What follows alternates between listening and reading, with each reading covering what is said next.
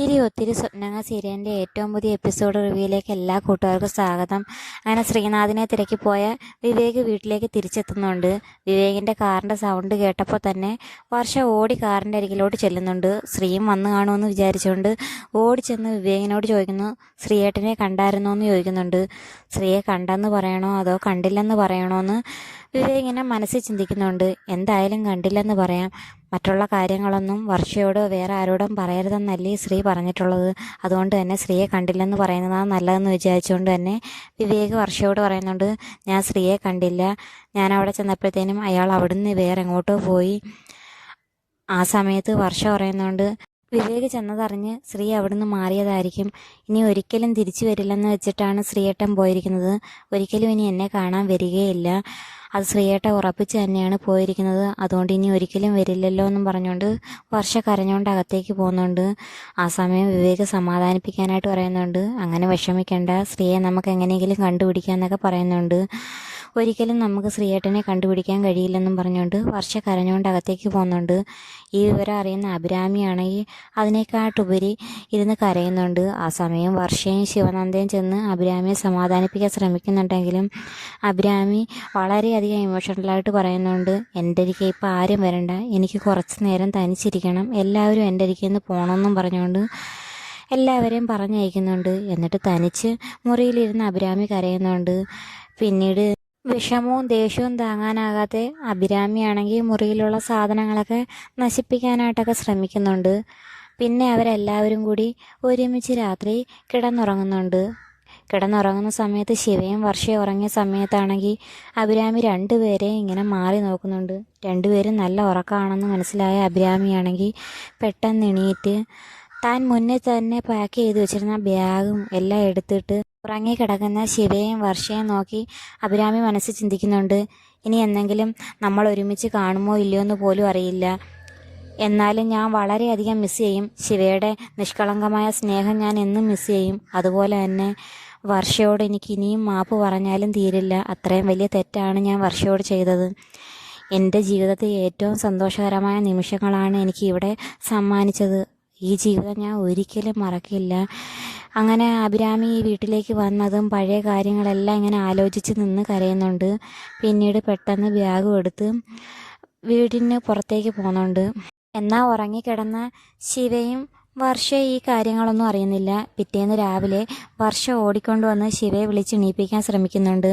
ശിവ എണീക്ക്, ഇവിടെ ചെറിയ പ്രശ്നമുണ്ട്, താൻ പെട്ടെന്നൊന്ന് എണീക്കാൻ പറയുന്നുണ്ട്. ആ സമയം ശിവ പറയുന്നുണ്ട്, ഞാൻ ഇന്നലെ തന്നെ തന്നോട് പറഞ്ഞല്ലേ 10 മണി കഴിയാതെ എന്നെ വിളിക്കരുതെന്ന്, പിന്നെ എന്തിനാ എന്നെ ശല്യം ചെയ്യാൻ വിളിക്കുന്നതെന്ന് ചോദിക്കുന്നുണ്ട്.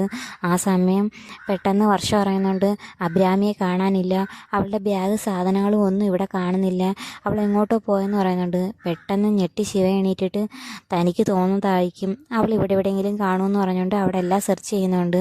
അങ്ങനെ വീട് മൊത്തം നോക്കിയ ശിവയും വർഷയും ഒരു കാര്യം മനസ്സിലായി, അവളുടെ സാധനങ്ങളൊന്നും ഇവിടെ ഇല്ല, അവൾ ഇവിടെ നിന്ന് എങ്ങോട്ടോ പോയിട്ടുണ്ടെന്ന് മനസ്സിലായി. പെട്ടെന്ന് ശിവ ഓടിച്ചെന്ന് അപ്പുറത്തെ മല്ലിക ആൻറ്റിയോട് ചോദിക്കുന്നുണ്ട്, അഭിരാമി എവിടെയെങ്ങാനും കണ്ടോന്ന്. ആ സമയം മല്ലിക പറയുന്നുണ്ട്, ഞാൻ ഇവിടെയും കണ്ടില്ല, വെളുപ്പിനെ 5 മണിക്ക് ഇവിടുന്ന് ആരോ പോകുന്നത് കണ്ട്, ആരാണെന്ന് ഇരുട്ടായതുകൊണ്ട് ഞാൻ വ്യക്തമായിട്ട് കണ്ടില്ലെന്ന് പറയുന്നുണ്ട്.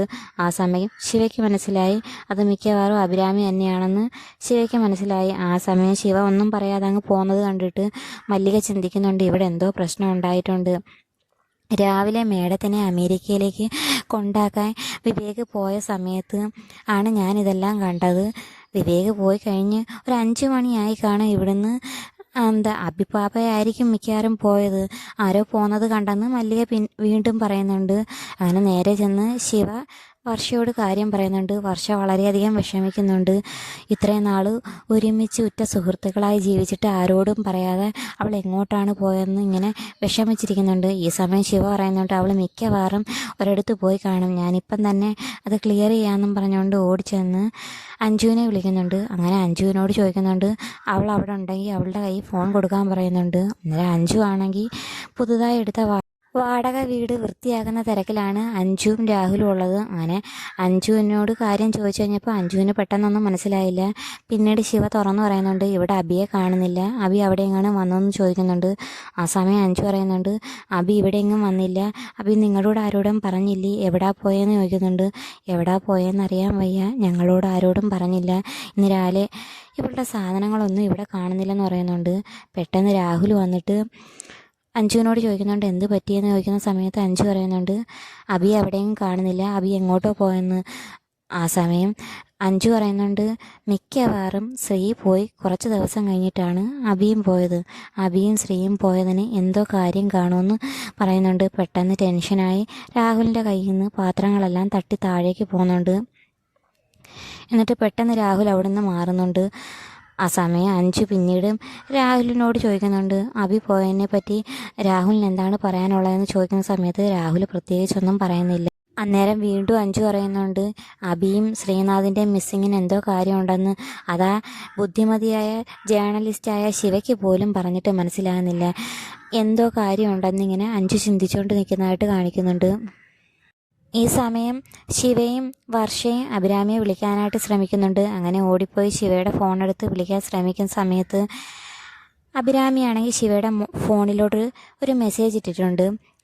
ഒരിക്കലും അഴിക്കാൻ പറ്റാത്ത കുരുക്കാണ് ഞാൻ ഉണ്ടാക്കി വെച്ചത്, അത് അഴിക്കാൻ പറ്റുമെങ്കിൽ മാത്രമേ ഞാനിനി ഈ വീട്ടിലേക്ക് തിരികെ വരുമെന്നാണ് മെസ്സേജിൽ ഉണ്ടായിരുന്നത്. അങ്ങനെ അഭിരാമിയെ വിളിക്കാൻ ശ്രമിക്കുന്നുണ്ടെങ്കിലും വിളിച്ചിട്ട് ഫോൺ കിട്ടുന്നില്ല. ആ സമയം വർഷ ചിന്തിക്കുന്നുണ്ട്, ഒരിക്കലും അഴിക്കാൻ പറ്റാത്ത എന്ത് കുരുക്കാണ് അവൾ ഉണ്ടാക്കിയത്, നമ്മളോട് ആരോടും പറയാതെ എന്ത് പ്രശ്നമാണ് അവൾ ഇനിയും ചെയ്തു കൂട്ടിയിരിക്കുന്നതെന്ന് രണ്ടുപേരും ചിന്തിച്ചുകൊണ്ടിരിക്കുന്ന സമയത്ത് വീട്ടിൻ്റെ കോളിംഗ് ബെൽ അടിക്കുന്ന കേട്ട് ഓടി ശിവ പോയി വാതിൽ തുറക്കുന്നുണ്ട്. അത് വേറെ ആരും ആയിരിക്കില്ല, അഭിരാമി തിരിച്ചു വന്നതായിരിക്കും എന്ന് വെച്ചിട്ടാണ് അവർ എന്ന് വാതിൽ തുറക്കുന്നത്. ആ സമയം വിവേകിനെ കണ്ടു കഴിഞ്ഞ സമയത്താണെങ്കിൽ ശിവയുടെ മുഖത്ത് സന്തോഷം അങ്ങ് മായുന്നുണ്ട്. പെട്ടെന്ന് വിവേക് ചോദിക്കുന്നുണ്ട്, എന്ത് പറ്റി, താൻ വേറെ ആരെങ്കിലും പ്രതീക്ഷിച്ചാണോ വാതിൽ തുറന്നതെന്ന് ചോദിക്കുന്നുണ്ട്. ഒന്നുമില്ലെന്ന് പറയുന്നുണ്ട്. അങ്ങനെ വിവേക് അകത്തേക്ക് വരുന്ന സമയത്ത് അവർ പറയുന്നുണ്ട്, അഭിരാമിയെ കാണുന്നില്ല, എന്താ അഭിരാമി നിങ്ങളോടെല്ലാം പിണങ്ങി ഇവിടുന്ന് നാട് വിട്ടു പോയോ എന്ന് തമാശയ്ക്ക് ചോദിക്കുന്നുണ്ട്. ആ സമയം വർഷം പറയുന്നുണ്ട്, വിവേക് തമാശയ്ക്ക് ചോദിച്ചത് യഥാർത്ഥത്തിൽ ഇവിടെ സംഭവിച്ചു, അഭിരാമി ഞങ്ങളോട് ആരോടും പറയാതെ എങ്ങോട്ടോ പോയെന്ന് പറയുന്നുണ്ട്. അത് വിശ്വസിക്കാനാകാതെ നിൽക്കുന്ന വിവേകിനെ കാണിച്ചുകൊണ്ടാണ് ഇന്നത്തെ എപ്പിസോഡ് അവസാനിക്കുന്നത്. അപ്പം വീഡിയോ ഇഷ്ടമായ ചാനൽ സബ്സ്ക്രൈബ് ചെയ്യാനും സപ്പോർട്ട് ചെയ്യാനും മറക്കല്ലേ കൂട്ടുകാരെ.